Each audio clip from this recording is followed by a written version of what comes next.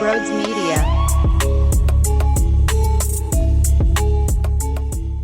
For the first time in a long time, the Sixers did the right thing. And do you know what we do around here when the sports teams do the right thing?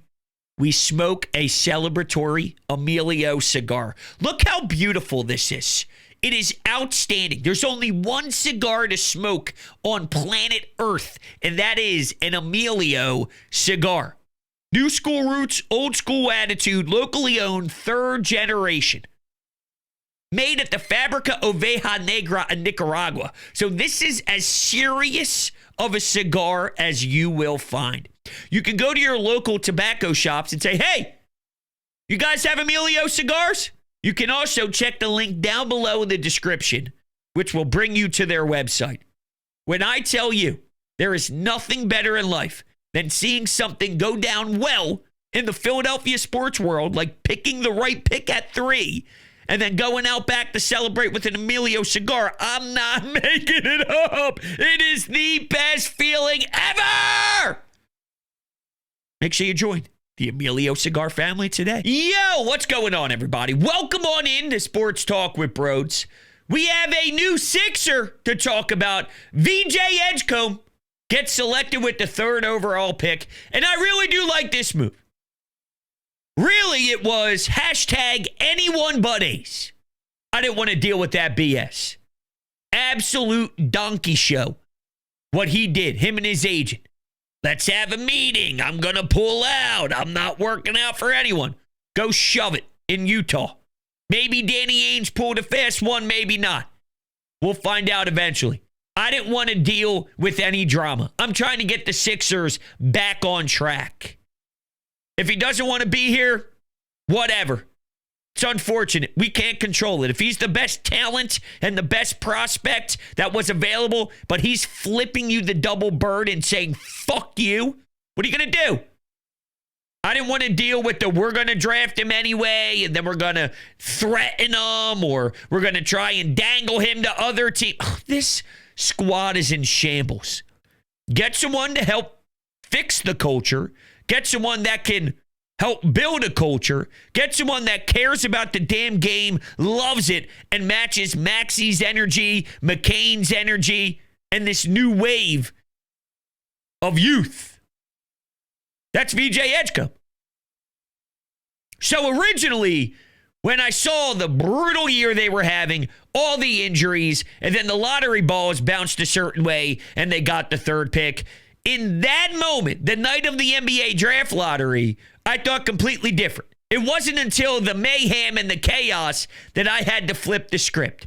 I thought it would inevitably be Cooper Flagg going to Dallas, and then with the Spurs, you'll see Harper go, and then Ace Bailey, a dip from those two, but the raw natural ability, the ceiling is so high that, all right, let's get him in the building and see what we can maybe groom him into. I don't want to deal with the nonsense. So I really like VJ. I'm excited for his journey. He's got some things to work on, as many players do when they first get into the league. Guys like Jay Billis and some of the experts say that him at 19 remind them of Dwayne Wade at 19 and Victor Oladipo at 19. Now, that's not to say that he is going to be Dwayne Wade or Victor Oladipo, but he sees similar qualities and similar styles to those two when they weren't even 20 years old yet. Take that for what it is. There's a lot of development that needs to go down. Hell of a defender, though. Dude is going to work his ass off and make an impact on the defensive side. And the difference is from some of the other cats that you're probably thinking about that never panned out, the Matisse Thybulles and the Ben Simmons, right? Because they had holes in their game offensively. There's way more of a foundation and way more of a base in VJ's game than their game. I was going to say their respected game, but they don't have any offensive respected game. He at least has a base and a structure that you can build off of. There's no doubt about it, though. The second he shows up to the Camden facility, there's going to be this energy. There's going to be this, I'm clinging on to the way Maxey works. I'm clinging on the way that Jared McCain entered the league last year before he ended up going down and missing the rest of the year. I want to fit into the youth that is already putting on the uniform here in Philly and then getting to work with Embiid, getting to work with Paul George. Forget how we feel about that. This is a 19-year-old kid that's been watching the NBA out in the Bahamas and then playing at Baylor. When he stands next to Joel Embiid in practice, forget how you feel about Joel Embiid. That's going to impact and influence a young VJ Edgecombe. You got to remember, Daryl Morey has done a tremendous job in the drafting department. Now, he isn't drafting this high normally, but if you could find guys in the late 20s, if you could find guys in the late teens, if you could find guys in the later stages, in the later half of the first round, then I got to at least admit that there's probably something to him drafting at 3. And again, he may have been handcuffed. He may have wanted Ace Bailey. He may think that Ace Bailey is a better overall player, but maybe more raw and definitely more immature. And at some point, when you are in this type of state of mind that the Sixers are in, you can't take that calculated gamble. You can't take that calculated risk because you must benefit from this third pick.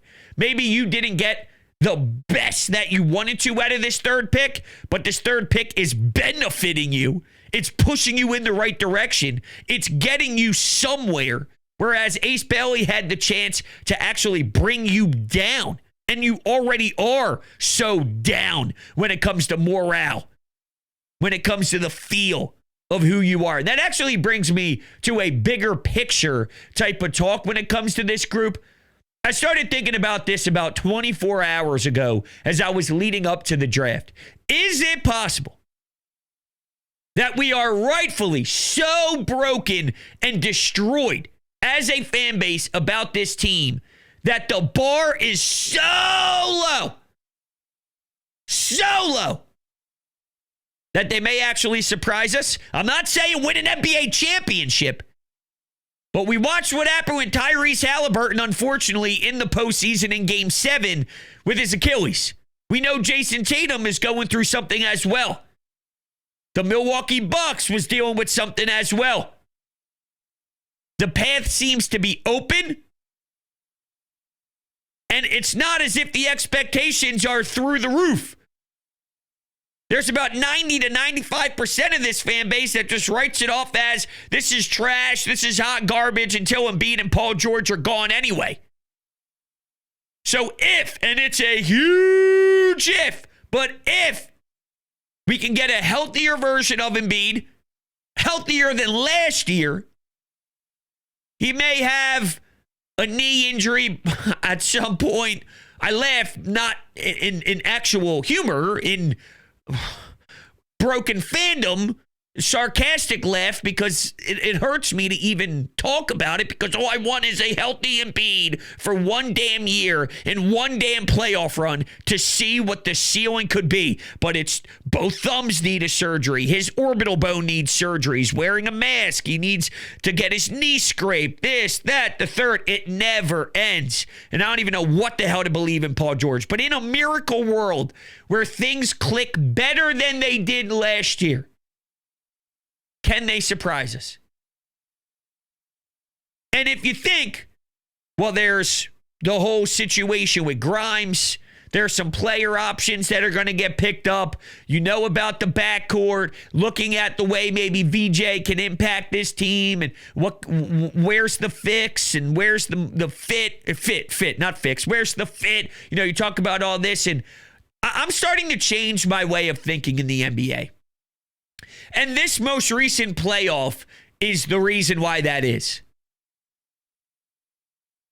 I think youth, speed, athleticism, fast pace might actually be the future of playoff ball. And I never, ever, ever, ever, ever wanted to correlate regular season LA Fitness style of Furkan Korkmaz bombing threes to the NBA playoffs.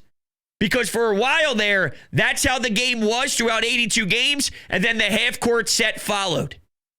And the reason why I think this is important is some of the knocks on VJ is maybe in the half-court sets, it's a little bit more awkward for him to get going offensively because he does use his speed, he does use his athleticism to go downhill and attack the rim, and sometimes defenders would push him off his lane and push him off his angles, which would then have some of his shots to come up short, and there's plenty of examples of that, but when he's at his strongest, he's going downhill, and maybe he's utilizing his speed to catch the ball as he's running, and, they just maximize his athleticism, really, and in the half court, maybe that's a little bit more difficult to do. And yeah, but I'm watching OKC and I'm watching the Pacers, and there were times throughout that playoff run, and even the Knicks trying to handle the Pacers' speed. I'm going, you know what?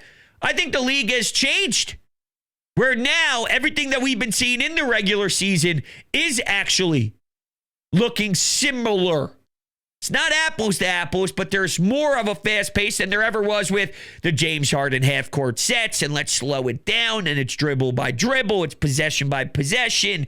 The possessions are so freakishly limited that every turnover is so massive and magnified, and it still is. You still can't turn the rock over in postseason ball. But you watch the game, you're seeing the way TJ McConnell's running up and down the floor, and all these guys are running up and down the floor, SGA and this and that. Yeah, it's like I'm watching a tennis match with my head going side to side to side trying to follow. Can that translate to what Daryl Morey has stated, which was the PJ Tuckers of the world, some of these older established veterans with a lot of, what's the right word? Playoff experience, maybe? The older cats that he's gotten rid of over the years. When he was doing his media tour and he was saying all sort of rubbish and everybody was annoyed with him saying that we still have great odds to do X, Y, and Z, and he was just vomiting out of his mouth consistently. He did say that you're looking around the league and seeing how it has changed. Maybe he's aware now. Maybe he sees it. Maybe he's willing to die on that hill because he already tried the other methods and it backfired very badly and it was poor. Maybe. I don't trust them. I don't. I think this, for once in a really long time, did make me feel better just because I like the kid's motor. I think we are going to love the kid. It comes down to so many other issues on, is this team back? Health, Paul George's mentality, Maxey's health, McCain being able to pretty much step on the floor after a really, really tough injury and pick up where he left off. And there's a lot that needs to happen. But I think they took a step in the right direction today. They clearly are not even close to fixing all issues. But for once, the Sixers made me happy because I think they did the right thing. Now, there were a few options for me to come on here and say they did the right thing. It didn't just have to be VJ. If they drafted Knipple, I would have been okay with that. If they traded up for Harper, I would have definitely been okay with that. If they packaged up number 3 and moved Paul George and got away from that contract and tried to get creative and cute in that way, and then they moved down to somewhere else in the first round, I could have supported that. If they went with Trey Johnson, who I knew some fans wanted, I would have been okay with that. I really do mean this. It was anything but the Ace drama. And it's a shame because from what everything's being told, Ace Bailey is definitely a more interesting prospect than some of the names I just laid out to you. But it's a fragile time in Sixers land. And I know you don't want the players to run the asylum and you don't want them to be the ones in control and then demanding you to do certain things. If you think he's the best, you take the best and blah, blah, blah. It's not like I'm throwing away that thought in the trash. I don't want anyone to be in control other than Daryl Morey and his staff and who he feels is the best basketball player. But I also think it's more than just who the best basketball player is. I do. There was once a time where I just wanted to consume the best talent in the world and then just hope that you can figure it all out. Forget chemistry, forget the teammate bond part of it, forget the togetherness, forget the type of people they are. In the NBA, I just wanted to gather up all the most outstanding assets with the most skill and then say, hey, it's on the coach to draw some things up, X's and O's, and figure out the scheme and just apply it and then go win an NBA championship the way the Miami Heat did and things of that nature. You know what? It is a different world. It is a different era. It is a different style. You can win younger.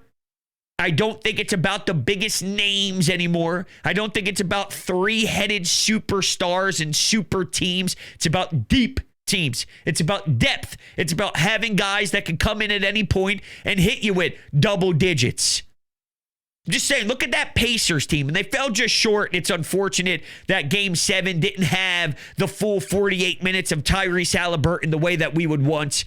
But you could ask 4 or 5 guys to go get you double digits on any night. The depth is insane. It's more about that. And I want someone who is properly committed to fixing the Sixers and getting this team back on track. I think VJ is 1,000% going to be a kid that we really, really appreciate. We love and understand his work ethic. He's going to give us everything he has. And it's not as if it's just some, hey, woohoo, you're giving us hard work kind of thing. They're saying, okay, let's not lose perspective here. They're saying he reminds people of Dwayne Wade and Oladipo, okay? Not little scrappy, thank you very much, you work hard in practice, walk-on guy at Duke. You know what I'm saying? So let's not act like just because it's not Cooper Flagg and it's not one of those premier insane names at the top of the draft like we've seen some other guys in other drafts at number 3 probably have more buzz. It's also a different state of college sports. I think that may play a role as well. It's a weird time in college sports. Maybe not. Maybe I'm just speaking out of my rear end and that doesn't really apply, but it's just a strange place to be in. That's more from watching these guys go from college to college to college, and it's their 7th year and they're 36 and they're 7th year senior playing in the NCAA tournament. I guess that's when it's really creepy. What's not creepy is my lawn. Because of the experts over at Green Lawn Fertilizing. They checked in yesterday. Just pop by. Hey, Brodes, I'm in the area. Would love to just check out your lawn and see how it's progressing. Of course, come on over. So they pulled up. We did a little walk around. They checked the front lawn. They checked the back. They said, oh, this is coming in nice and well. They put their hands in the dirt, getting their hands all into the thick of it. They're like, this is great. All right, Brodes, just wanted to check in. This is the type of communication. This is the type of A-plus customer service that you get at Green Lawn Fertilizing. I was stupid, and I did not pay attention to my lawn early on when I became a homeowner, and it needed to recover badly. So thankfully, I went to the best in the market, experts in New Jersey, Pennsylvania, and Delaware, and they're so knowledgeable. They've created their own custom blend. Listen to this offer that they have for you right now that you cannot miss. They are offering 50% off your first 2 treatments. That's right. 50% off your first 2 treatments when you sign up, clicking the link down below in the description. It'll tell them that Brodes sent you. So go ahead, get started today. Check out that link and join the Green Lawn Fertilizing family. You know what? I got to say, the more and more I sit here and I talk through the Sixers, I'm very uncomfortable when I admit this. So the last thing I want to do is act as if I 1,000% think that they're just going to have a better season and a more intriguing season. It's hard to be less intriguing than what the hell last year was. There were times where the starting rotation was tweeted out by the Sixers, and I had to Google who they were. I didn't even know who 4 of the 5 starters were. At times, even 5 of the 5 starters. I had to go back and actually just, what is it, Basketball Reference them, just to get a little details on what the hell it is. It was very difficult. So I'm very uncomfortable when I say this, but it's not impossible for Embiid to stay healthy for 60 of the 82 games. And if the 60 of the 82 games happen to be the later half entering the playoffs, I don't know. I don't know. The Celtics are selling off. They get new owners. They're getting rid of Porzingis. They're getting rid of Drew Holiday. There's been reports that teams are picking up the phones to check in on Jaylen Brown. Really, it's the Knicks standing in your way. That's where we're at. It's the Knicks standing in your way. The Pacers are so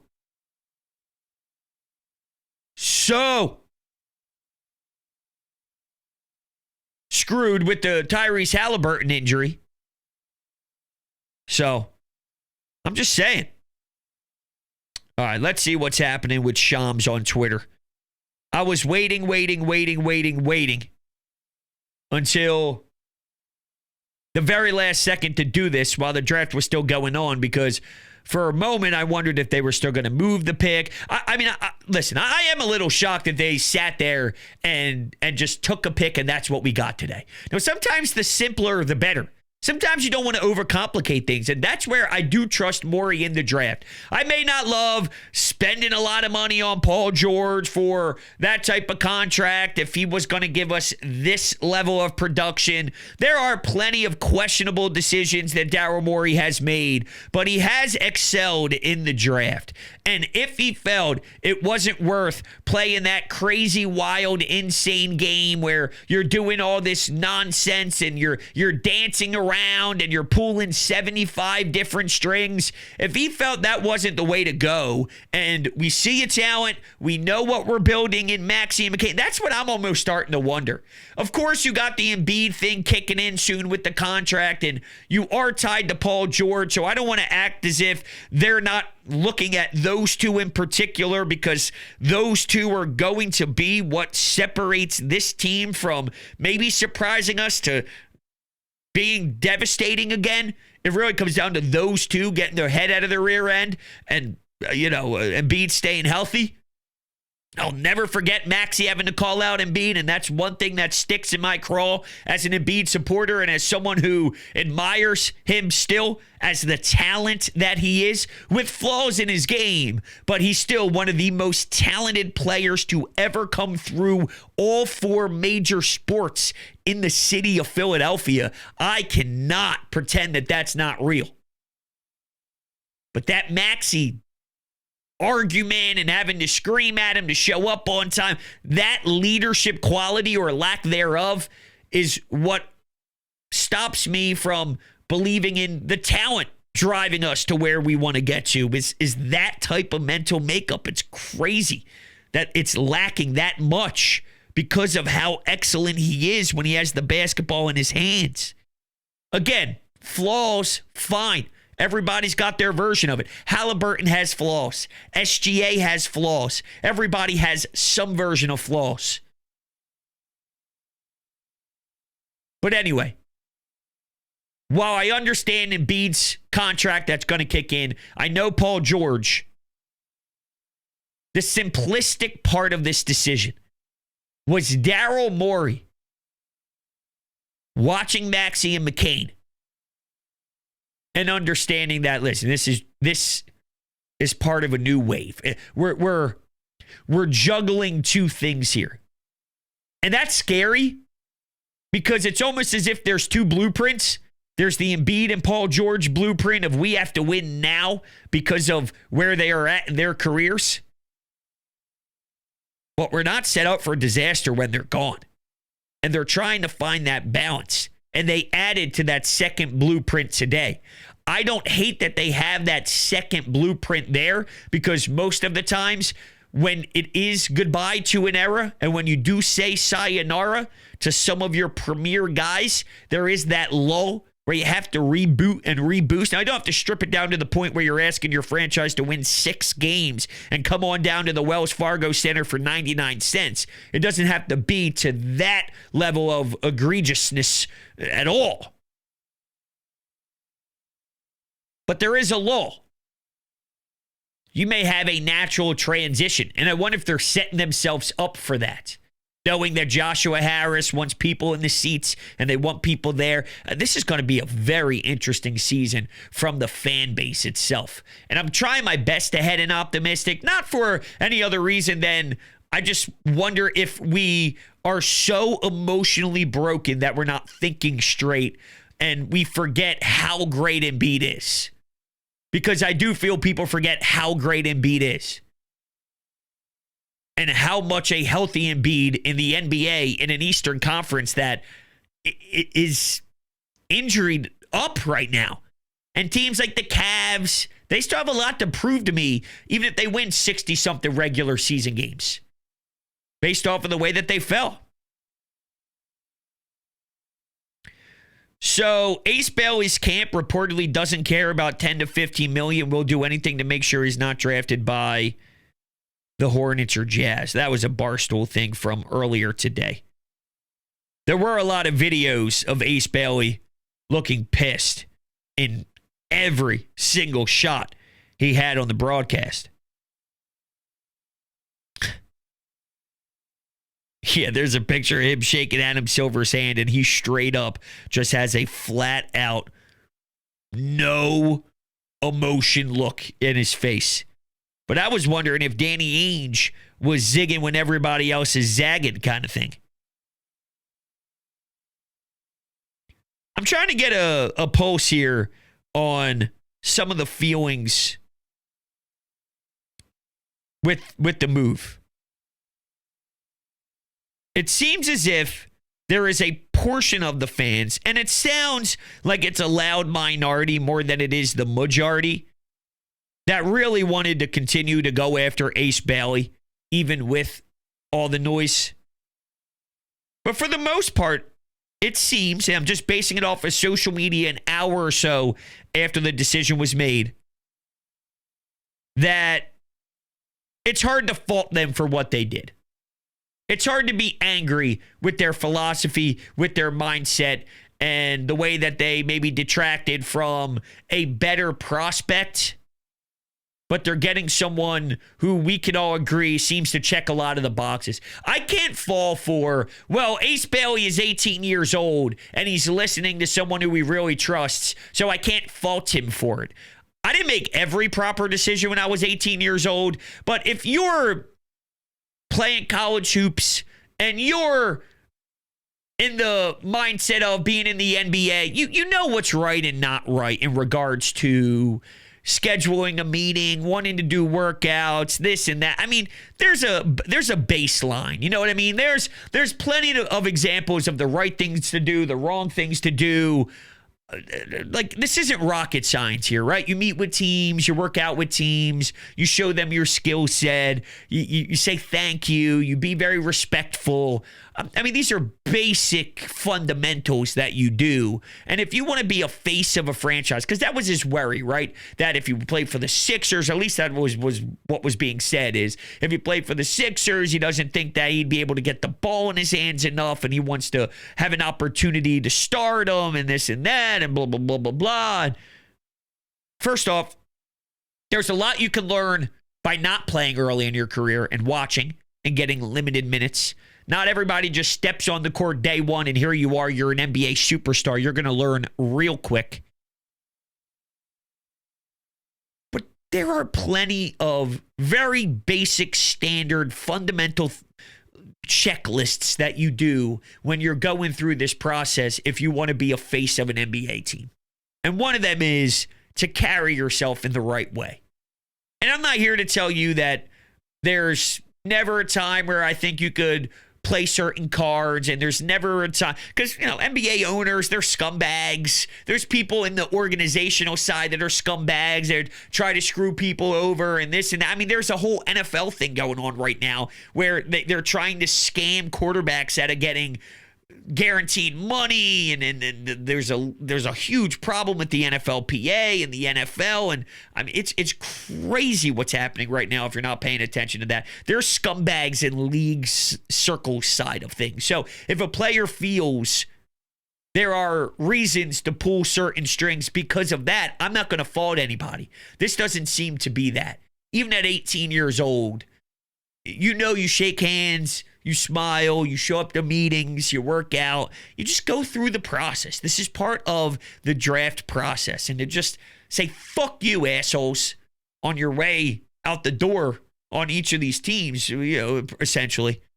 I don't know. It's just bizarre behavior. And even at 18, you should understand that's not the right thing to do. So with VJ being here, I think you got the complete opposite. You got someone where the mentality's there, the athleticism's there, the work ethic's there, the just good person stuff seems to be there.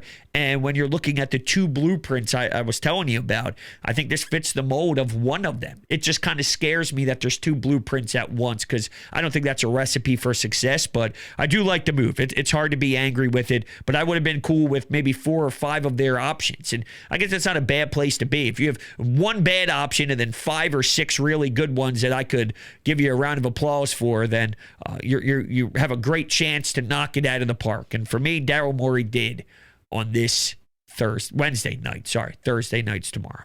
All right, everybody, that's going to do it for this episode. It's been a while since I talked Sixers hoops, and I miss it. I really, really do. I want Sixers basketball back in my life. I do. I need it badly. All right, everybody, that's going to do it. Thank you all so much. Let me know what you think on VJ Edgecombe and the selection over Ace Bailey. You guys are the best, and I'll talk to you on the next one.